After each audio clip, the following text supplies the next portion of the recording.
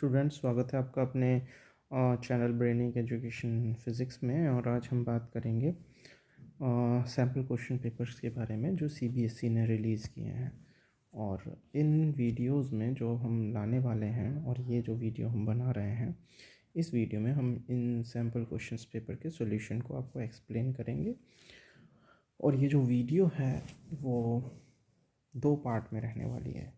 तो इसमें first part में हम आपके एमसीक्यूज़ एंड सेकंड पार्ट में हम आपके जो दूसरे क्वेश्चंस हैं जो कि थ्योरी बेस्ड क्वेश्चन हैं उन्हें सॉल्व करेंगे। और इस फर्स्ट पार्ट में हम कोशिश करेंगे कि आपके एमसीक्यूज़ और जो न्यूमेरिकल हैं, इसमें न्यूमेरिकल पोर्शन है उसको हम यहाँ पर जो है पॉइंट करें। ऑलराइट। और इसका रीज़न ये है कि अगर हम एक ही पार्ट में पूरा एग्ज़ाम क्वेश्चन पेपर जो है सॉल्व करेंगे तो वीडियो जो है वो थोड़ा लंबा हो सकता है। तो चलिए शुरू करते हैं। तो इसमें आप देख रहे हैं जैसे कि फर्स्ट क्वेश्चन यहाँ पर आपको बता रहा है that which one of the following can produce a parallel beam of light from a point source and then the options which are given that concave mirror and a plane mirror, concave lens and convex mirror। तो देखिए, हम अगर इसको यहाँ देखें तो उसने जैसा बोला कि एक पॉइंट सोर्स ऑफ लाइट है। तो जैसे पॉइंट सोर्स ऑफ लाइट होता है तो ये किस तरह की बीम प्रोड्यूस करता है, तो हमें पता है ये अपने चारों तरफ स्फेरिकल बीम जो है बनाता है।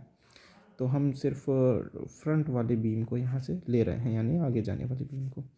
अब इसके आगे अगर आप प्लेन मिरर लगाएंगे तो क्या ये इसको प्लेन में बदल देगा? नहीं, क्योंकि प्लेन मिरर जो है आने वाली लाइट उसी पाथ पे जो है वापस आ जाती है और ये इसको जितने एंगल पे यहाँ से ये जाएगा इतने एंगल पे इसे भी मोड़ देगा। तो पैरेलल लाइट यहाँ से नहीं जाने वाली है, क्योंकि एक प्लेन मिरर पर अगर एक बीम इस तरह से टकराएगी तो ये उसको इतने ही एंगल पे दोबारा रिफ्लेक्ट कर देगा। ठीक है, ओके। देन हम यहाँ पर कॉनकेव मिरर लगा के देखते हैं। तो हमने यहाँ पर कॉनकेव मिरर लगाया और कॉनकेव मिरर जब हम लगाएंगे तो हम ये देखते हैं कि ये बीम यहाँ पर पैरेलल आ जाएगी और इस तरह से जाने वाली जो बीम है ये इस तरह से पैरेलल चली जाएगी और इस तरह से जाने वाली बीम भी पैरेलल चली जाएगी। तो हम ये देख पा रहे हैं यहाँ पे कि जो कॉनकेव मिरर है हमारा वो पैरेलल बीम ऑफ लाइट को प्रोड्यूस कर सकता है यहाँ से। तो हम बाकी के ऑप्शंस पर ध्यान भी नहीं देंगे क्योंकि हमारा यहाँ पर ये सॉल्व हो चुका है। तो इसमें फर्स्ट ऑप्शन जो रहेगा that is concave mirror. Okay. इसके बाद अगर आप कॉनकेव लेंस में गड़बड़ी अगर बच्चे कर देते हैं जैसे, तो कॉनकेव लेंस भी इस तरह की बीम को प्रोड्यूस नहीं करता है, क्योंकि ये भी क्या करेगा, यहाँ से अगर रेज जा रही हैं तो कॉनकेव मिरर हमारा क्या करता है, इनको अवे की तरफ मोड़ देगा। ये डाइवर्जिंग लेंस होता है तो ये बाहर की तरफ इसको मोड़ देगा लाइट को। ऑलराइट। तो ये भी यहाँ पर पैरेलल बीम प्रोड्यूस नहीं करने वाला। तो हमारा ऑप्शन जो होगा that is concave mirror. Only concave mirror creates a parallel beam of light coming from a point source. Alright, now आगे बढ़ते हैं। सेकंड क्वेश्चन में वो बोल रहा है द बिहेवियर ऑफ जीई। और जो जीई है यहाँ पर, जीई किस लिए रिप्रेजेंट कर रहा है, जी किस को रिप्रेजेंट कर रहा है, तो जीई रिप्रेजेंट कर रहा है यहाँ पर जर्मेनियम। ठीक है, तो जीई जो है वो किसको, जर्मेनियम को रिप्रेजेंट कर रहा है। तो वो ये बोल रहा है कि जर्मेनियम सेमीकंडक्टर की तरह बिहेव क्यों करता है। तो देखिए, इसमें आपको 4 ऑप्शन दिए हैं that forbidden band being small and narrow, forbidden band being large and wide, C conduction band being small and narrow and D conduction band being large. तो आपको मैं बता दूं कि कोई भी अगर हमने यहाँ पर सेमीकंडक्टर में एनर्जी बैंड थ्योरी पढ़ी थी, क्या पढ़ी थी, एनर्जी बैंड थ्योरी। तो एनर्जी बैंड थ्योरी में जो बात थी वो सिर्फ एक ही चीज़ को लेके की गई थी और वो है forbidden energy gap, forbidden energy gap. और हमने पता है सेमीकंडक्टर, देखिए मेटल में फॉरबिडन गैप होता ही नहीं है, मेटल्स में फॉरबिडन गैप होता नहीं। आपका जो कंडक्शन बैंड है और जो वैलेंस बैंड है दोनों एक दूसरे को ओवरलैप कर देते हैं, जब ये तो है मेटल्स। और जबकि जो इंसुलेटर हैं, अगर हम इंसुलेटर की बात करें तो ये जो कंडक्शन बैंड और वैलेंस बैंड के जो बीच का गैप है ये बहुत ज़्यादा वाइड होता है।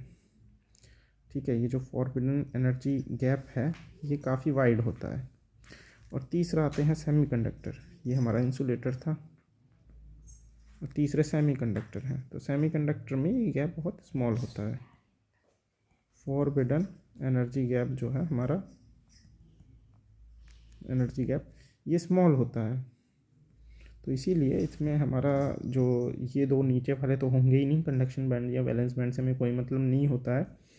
बिहेवियर जो होता है मेटल होगा या इंसुलेटर होगा या सेमीकंडक्टर होगा वो फॉरबिडन एनर्जी गैप पर ही होगा। तो सेमीकंडक्टर कब बनेगा? जब फॉरबिडन एनर्जी गैप नैरो होगा। तो इसमें हमारा ऑप्शन ए ओके है। ऑल राइट, तो अगला क्वेश्चन देखते हैं। अगले क्वेश्चन में बोल रहा है a forward bias diode is. तो आपको पता होगा कि फॉरवर्ड बायसिंग में क्या होता है। फॉरवर्ड बायस में क्या होता है, एक पी टाइप और एन टाइप जो जंक्शन होता है, पी टाइप को हम पॉजिटिव से और एन टाइप को हम नेगेटिव से कनेक्ट करते हैं। अगर ऐसा होगा तब हम कहेंगे कि ये फॉरवर्ड बायस है। तो फॉरवर्ड बायस में अगर हम यहाँ 4 ऑप्शन देख रहे हैं तो इसमें आप ये देखिए कि पॉजिटिव जो ये फिगर में इस तरह से दर्शाया गया है। तो आप ये देखिए जो ट्रायंगल साइड बनता है दिस इज़ पी और ये जो स्ट्रेट साइड है दिस इज़ एन। तो इसमें पॉजिटिव कहाँ कनेक्ट है? तो बी ऑप्शन में हम देख सकते हैं। अच्छा, पहले ए में देखते हैं। तो ये पी टाइप 3 वोल्ट से और एन टाइप 5 वोल्ट से कनेक्ट है। तो एन टाइप हाइयर पोटेंशियल पे है तो ये रिवर्स बायस नहीं है, वो फॉरवर्ड बायस नहीं है। देन बी में अगर हम देखें तो पी जो है उसका पोटेंशियल कम है एज़ कम्पेयर, पी का पोटेंशियल ज़्यादा है 0 volt as compare to N. N जो है नेगेटिव है और 0 -2 से बड़ा ही होता है। तो ये पॉजिटिव हो गया, ये नेगेटिव हो गया। तो ये हमारा फॉरवर्ड बायस है। इसके अलावा ये भी नेगेटिव है, ये पॉजिटिव है। इसके अलावा ये नेगेटिव हो गया, ये पॉजिटिव हो गया और ये नेगेटिव, ये पॉजिटिव। तो इसमें हमारा ऑप्शन बी ही सही है। ओके, हेलो, हाँ, okay. Now move to the next question. और यहाँ पर हम ये देखेंगे कि question 4 assertion reason type question है, जिसमें आपको एजर्शन, अच्छा इसमें सबसे ज़्यादा बच्चे एजर्शन एंड रीज़न टाइप में गलती करते हैं। और कन्फ्यूज़न बच्चों को जो होता है वो कहाँ होता है कि बच्चे ये नहीं कवर कर पाते कि जो रीज़न है वो करेक्ट एक्सप्लेनेशन है या रीज़न ट्रू आएगा, करेक्ट एक्सप्लेनेशन आएगा। ठीक है, क्योंकि बच्चे ये तो पता लगा लेते हैं कि एजर्शन ठीक है या नहीं है, ओके, एंड रीज़न में भी पता लगा लेंगे कि ट्रू है या फॉल्स है। तो यहाँ तक तो कंडीशन ठीक रहती है, कोई इशू नहीं है। प्रॉब्लम कहाँ आती है? जब वो ये पूछता है कि reason is the correct explanation for assertion और नॉट। तो यहाँ पर सबसे ज़्यादा गलती होती है। तो इस तरह के क्वेश्चन में आपको ध्यान रखने की बहुत ज़्यादा ज़रूरत है। तो यहाँ क्वेश्चन देख लेते हैं। इसने बोला है larger dry cell has higher EMF. तो इसने ये बोला है कि कोई सेल है जो कि लार्जर है यानी बड़ा है तो उसका ईएमएफ भी ज़्यादा होगा।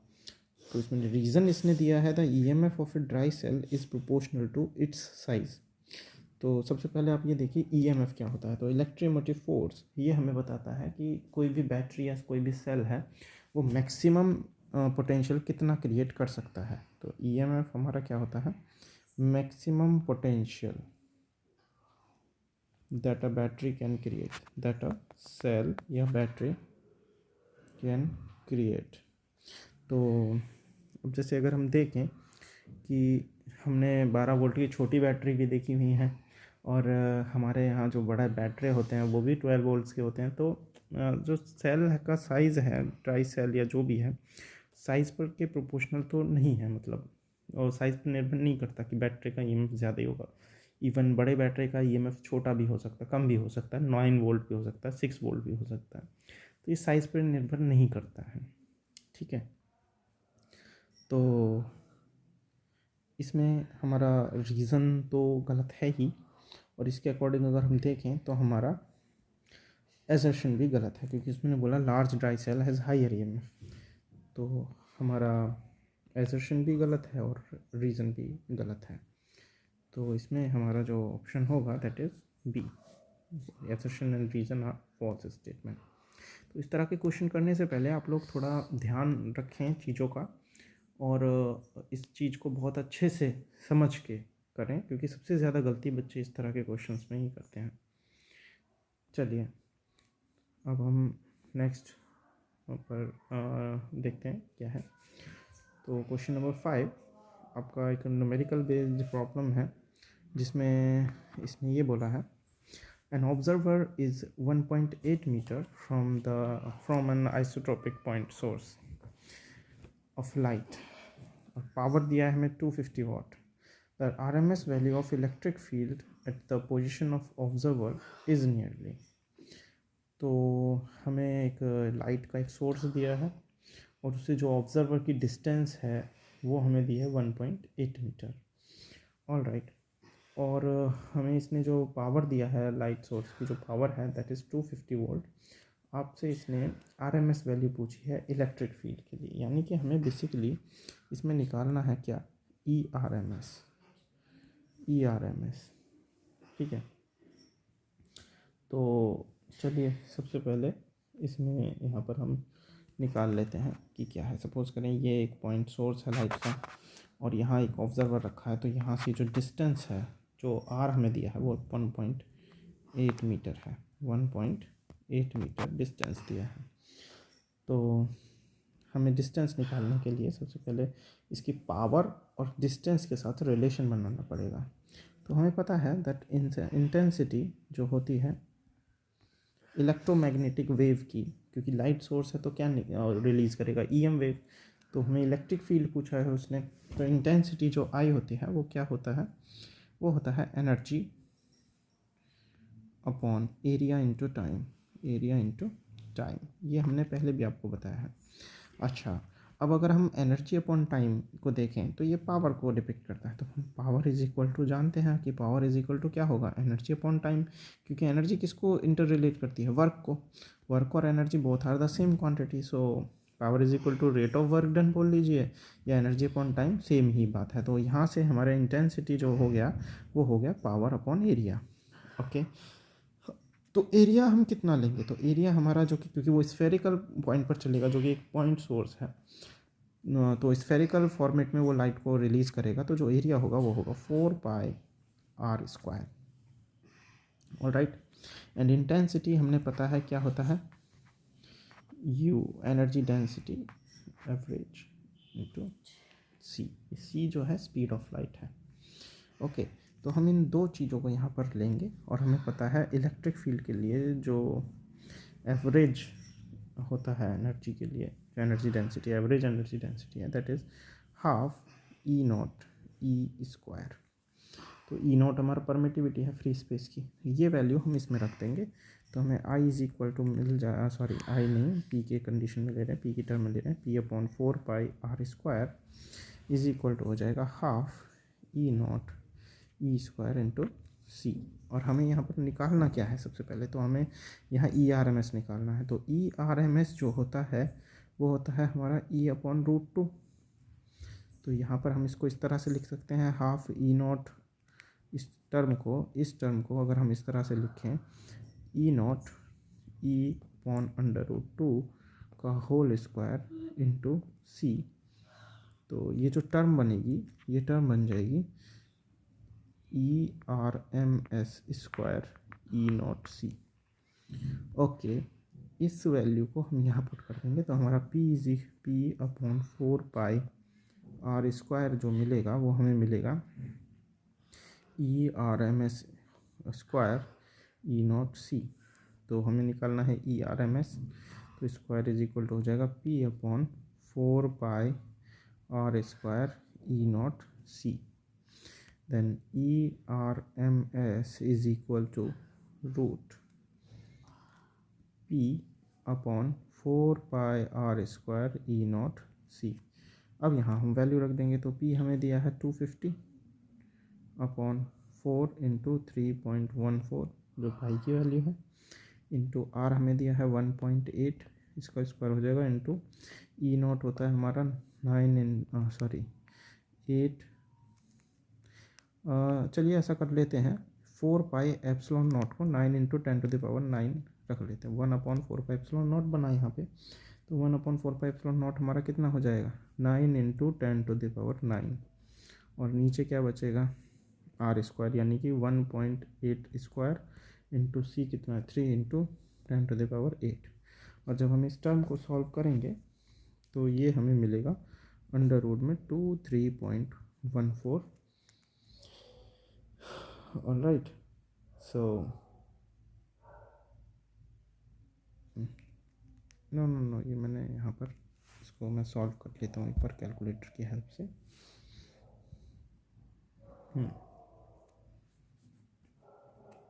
ओके, तो ये हमारा यहाँ पर आया है 0.23148 इंटू 10⁴। तो यहाँ से 10⁴ में से 10⁴ तो बाहर ही निकल जाएगा और हमारा ये जो ERMS है ये आएगा 48.1 के समथिंग। सो यहाँ हम ऑप्शन चेक करें तो यहाँ 48.1 नहीं है, लेकिन 50 वोल्ट, ये 50 वोल्ट मीटर इनवर्स, ये वोल्ट पर मीटर होता है, तो ये हमारा ऑप्शन करेक्ट है इसमें, जो इसके नियरर ऑप्शन है। ऑलराइट, सो ये ऑप्शन हमारा ठीक है। नेक्स्ट क्वेश्चन देखें, तो नेक्स्ट क्वेश्चन में हमें यहाँ पर बताया है पैरेलल प्लेट कैपेसिटर के लिए है। Parallel plate capacitor with plate area A and separation between the plate D is charge by a constant current I. Consider a plane surface of area A/2 parallel to the plate and draw simultaneously between the plate. The displacement current through this area is, तो उसने displacement current पूछा है, तो ये capacitor से नहीं है actually, ये पैरेलल डिस्प्लेसमेंट करंट से है। तो डिस्प्लेसमेंट करंट के केस में हमने पढ़ा था जो एम्पियर मैक्सवेल इक्वेशन है, एम्पियर मैक्सवेल इक्वेशन क्या थी, that B.dl is equal to होता है हमारा mu naught I C plus mu naught epsilon naught d∅e over dt। तो ये तो हमारा जो म्यू नॉट आई है ये तो आई सी है, यानी कंडक्शन करंट है, और ये जो टर्म है ये हमारा आई डी होता है, यानी कि डिस्प्लेसमेंट करंट। चलिए क्वेश्चन की तरफ चलते हैं। तो क्वेश्चन में उसने ये बोला कि हमारी जो दो कंडक्टिंग प्लेट हैं इस तरह की, ठीक है, तो ये कैपेसिटर है हमारा इस तरह से, और इसको हमने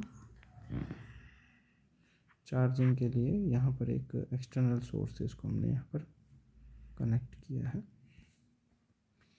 ये पॉजिटिव नेगेटिव। तो यहाँ हमने कहा आई करंट जो है चल रहा है, और इस जो प्लेट का एरिया है दैट इज़ ए, इसका भी है। इन दोनों प्लेट्स के बीच में हमने एक और शीट डाली है जिसका जो एरिया है वो है कितना A/2। तो उसने कहा कि ये जो A/2 एरिया है इसमें से कितना करंट पास होगा।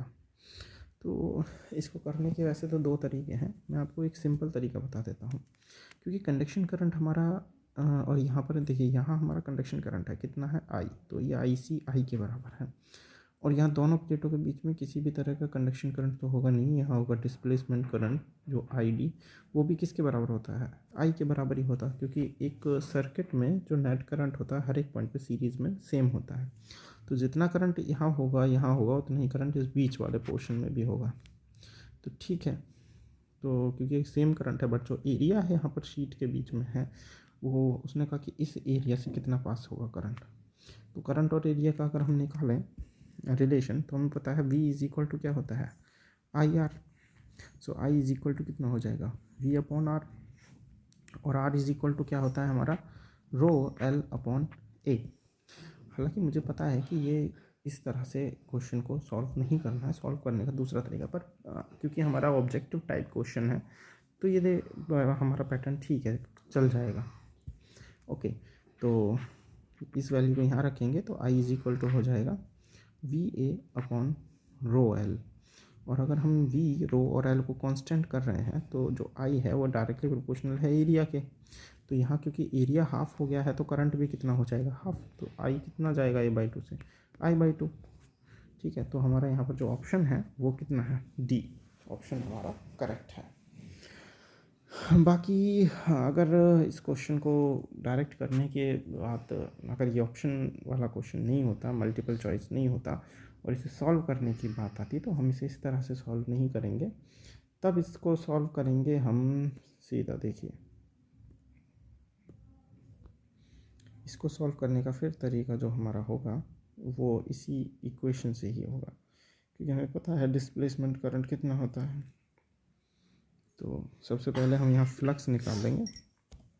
फ्लक्स कितना होता है E.A। तो एरिया कितना है, आधा, तो A/2। और यहाँ इलेक्ट्रिक फील्ड कितना होता है, sigma upon epsilon not. Sigma क्या है, surface charge density, that is Q/A। तो Q/A एप्सिलॉन नॉट हो जाएगा। ये वैल्यू को इसमें रखेंगे तो फाई इज इक्वल टू हमारा कितना आ जाएगा, Q/A epsilon not into A/2। ए से ए कैंसिल हो जाएगा तो फाई आ जाएगा हमारा Q/2 एप्सिलॉन नॉट। ओके, अगर हम यहाँ पर d∅/dt निकालें तो d∅/dt हमारा आ जाएगा 1/2 एप्सिलॉन नॉट, तो बाहर आ जाएगा और ये हो जाएगा dQ/dt। ठीक है, यहाँ से हमने फाई की वैल्यू को यहाँ रख दिया है फाई में, तो 1/2 एप्सिलॉन नॉट तो बाहर आ गया, कांस्टेंट टर्म है। तो dQ/dt, और dQ/dt क्या होता है, करंट। तो हमने कहा ये कितना होगा, आई होगा। तो हमने कहा I/2 एप्सिलॉन नॉट क्या आ गया हमारा, d∅/dt। अब ये वैल्यू को हम यहाँ डिस्प्लेसमेंट करंट में रख देंगे तो हमें पता है कितना आता है displacement current, ID is equal to E0 d∅/dt। तो I0 is equal to ID is equal to हो जाएगा E0 इंटू d∅/dt की वैल्यू कितनी है, I/2 एप्सिलॉन नॉट। तो एप्सिलॉन नॉट से एप्सिलॉन नॉट कैंसिल हो जाएगा और ID इज इक्वल टू कितना बचेगा, I/2। तो इस तरह से भी इसे हम करेंगे। और राइट, चलिए अगले क्वेश्चन की तरफ बढ़ते हैं। तो नेक्स्ट क्वेश्चन है हमारा जो कि आपके एटम चैप्टर का है। ये बोल रहा है an electron of a stationary hydrogen atom passes from the 5th energy level to the ground level. The velocity that the atom acquired is a result of photon emission. Result of the photon emission will be, कितना होगा, मतलब वो कह रहा है कि जो velocity acquire करेगा फोटोन कितना करेगा। तो यहाँ पर m जो है वो मास दिया है इलेक्ट्रॉन का, r रेडबर्ग कांस्टेंट, और जो h है वो दिया है हमें प्लैंक्स कांस्टेंट। तो हमें दो चीज़ें इसने दी है, 5th एनर्जी लेवल से वो ग्राउंड लेवल पे जा रहा है। तो हमें इसने दिया है जो n1 दिया है वो तो 1 दिया है और n2 हमें दिया है 5। और ये बोर एटॉमिक पोस्टुलेट्स जो हमने निकाले थे और वहाँ से हमने एक रिलेशन निकाला था, that 1/λ is equal to RZ² 1/n1 square minus 1/n2 square. तो हमें पता है हाइड्रोजन एटम के लिए Z जो है वो कितना हो जाएगा, 1। तो यहाँ पर जो 1/λ हो जाएगा वो हो जाएगा R 1/1 स्क्वायर माइनस 1/5 स्क्वायर के। तो इससे हो जाएगा 1/1 माइनस 1/25।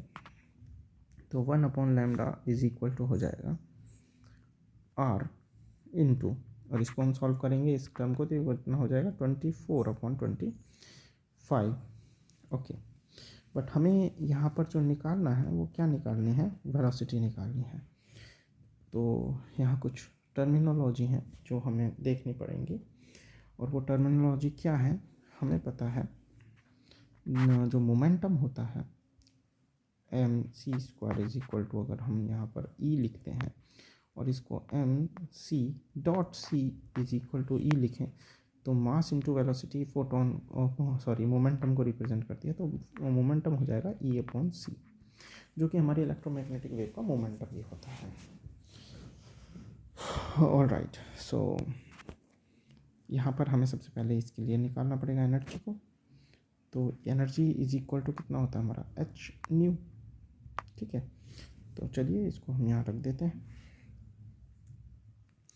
तो हम क्या करेंगे, एच सी से इधर मल्टीप्लाई करेंगे, इस वाले क्वेश्चन में एच सी से इधर मल्टीप्लाई कर देंगे और आर इंटू 24 एच सी से यहाँ मल्टीप्लाई कर देंगे 25। ठीक है, ऐसा करते हैं। इसमें 24 R upon 25 into H C. Okay, अब c इज इक्वल टू हमारा लैम्डा न्यू होता है, तो न्यू इज इक्वल टू कितना हो जाएगा, सारी अपॉन लैम्डा। तो यहाँ c अपॉन लैम्डा क्या हो जाएगा, हमारा न्यू हो जाएगा। तो न्यू इज इक्वल टू हम लिख सकते हैं, यहाँ पर ये हो जाएगा H nu is equal to 24 R HC upon 25। और एच न्यू किसके बराबर होता है, ई के बराबर। हमारा E is equal to H nu होता है, तो ई इज इक्वल टू हमारा एनर्जी कितना आ गया, 24 RHC अपॉन 25। तो हमारा यहाँ जो मोमेंटम है P इज इक्वल टू कितना हो जाएगा, P is equal to E upon C. तो यहाँ ई की वैल्यू रख देंगे 24 RHC अपॉन 25 सी, क्योंकि तो ई अपॉन सी, तो यहाँ पर सी आएगा, सी से सी क्या हो जाएगा, कैंसिल, क्योंकि वैल्यू रखेंगे यहाँ ई की वैल्यू हमने ये वाली उठा के इस पॉइंट पे रख दी, सी से सी कैंसिल। तो पी इज इक्वल टू हमारा इतना आ गया। पी इज इक्वल टू क्या होता है, एम वी। तो M V is equal to कितना हो गया, 24 RH अपॉन 25। तो वी इज इक्वल टू कितना हो जाएगा, 24 RH अपॉन 25 M। ठीक है, तो यहाँ हमारा जो ऑप्शन है 24HR अपॉन 25M, ये ऑप्शन बी हमारा यहाँ पर करेक्ट है। ऑलराइट, ठीक है, तो नेक्स्ट क्वेश्चन की तरफ बढ़ते हैं। नेक्स्ट क्वेश्चन हमें यहाँ पर बताएगा, two coils of self inductance L1 and L2 are placed so close to each other that the effective flux of one coil is completely linked with the other. There is mutual inductance M between them. तो देखिए, हमें दो चीज़ें पता है कि जो हमारा इंड्यूस्ड करंट है, इंड्यूस्ड ईएमएफ है, वो क्या होता है। तो ये होता है d∅, डायरेक्टली प्रोपोर्शनल होगा d∅/dt के। तो इस केस में अगर हम करंट या उसके लिए निकाल रहे हैं इसको, तो यहाँ पर हम निकालते हैं E is equal to L minus L di/dt। ठीक है, ये तो हो गया हमारा सेल्फ इंडक्टेंस के लिए। क्योंकि म्यूचुअल इंडक्टेंस के लिए हमारा E इज इक्वल टू किसके बराबर होगा, M di/dt। ठीक है, तो ये भी माइनस ही टर्म में होता है, यानी कि अपोजिट टर्म में ये जो है रिप्रेजेंट होगा। अब क्योंकि दो यहाँ पर कॉइल्स हैं और सेल्फ इंडक्टेंस अलग अलग है, इसका मतलब क्या है कि करंट भी डिफरेंट होना चाहिए। तो यहाँ पर हम जो लिखेंगे, ये आपका इलेक्ट्रोमैग्नेटिक इंडक्शन से है। तो यहाँ पर हमें पता है कि जो सेल्फ इंडक्टेंस है दो कॉइल का, वो कितना है, L1 एंड L2। तो यहाँ पर हम ये लिख सकते हैं that E1 is equal to क्या हो जाएगा, माइनस L1 di/dt। हमें पता है सेल्फ इंडक्टेंस के लिए इतना होता है। और ऐसे ही E2 इज इक्वल टू कितना हो जाएगा, minus L2 di/dt। Same mutual inductance जो हमारा होगा, E1 कितना होगा, M, जो म्यूचुअल इंडक्टेंस तो एक ही चीज़ है। तो फर्स्ट के लिए केस में अगर हम देखें तो ये कितना होगा, M di/dt। And same E2 is equal to कितना हो जाएगा, M di/dt। ऑलराइट, सो यहाँ से हम L1 L2 और E1 E2 की वैल्यू निकाल लेंगे। तो सबसे पहले हमारा L1 अगर हम देखें तो L1 इज इक्वल टू कितना हो जाएगा, माइनस E1 अपॉन di/dt। ऐसे ही L2 कितना हो जाएगा, minus E2 upon di/dt। Same M is equal to हो जाएगा हमारा di/dt। And M2 is equal to कितना हो जाएगा, E2 upon di/dt। Okay, sorry M2 तो सेम ही रहेगा, क्योंकि म्यूचुअल इंडक्टेंस है तो दोनों में सेम ही रहेगा, वो M1 M2 नहीं होगा, सेल्फ इंडक्टेंस अलग होगा। ओके, तो अगर हम यहाँ से एम स्क्वायर कर दें, इन दोनों की मल्टीप्लाई कर दें, इन दोनों वैल्यूज़ की मल्टीप्लाई कर दें, तो हमें M square is equal to क्या मिलेगा, E1 E2 upon DI1 upon DT into DI2 upon DT, यही मिलेगा।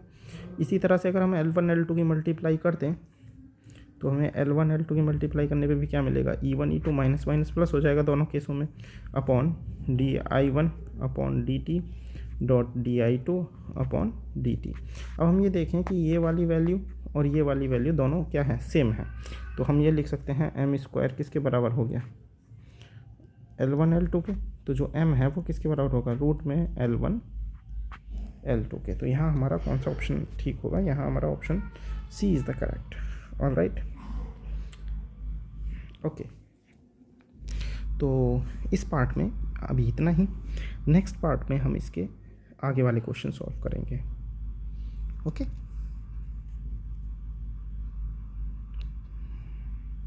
अगर आपको ये क्वेश्चंस आपको ठीक है, समझ में आए हों, तो आप इस वीडियो को लाइक करें, शेयर करें अपने दोस्तों के साथ और चैनल को सब्सक्राइब करें। हम अभी आपके एग्ज़ाम की प्रिपरेशन के लिए इस तरह के क्वेश्चंस पेपर को सॉल्व करके हम आपके लिए लाते रहेंगे। और इसमें आपको अगर कोई डाउट है, कोई आपको क्वेश्चन समझ में नहीं आया है या कोई पर्टिकुलर सेक्शन में आप कंफ्यूज हैं, तो आप हमें कमेंट करके ये चीज़ पूछ सकते हैं।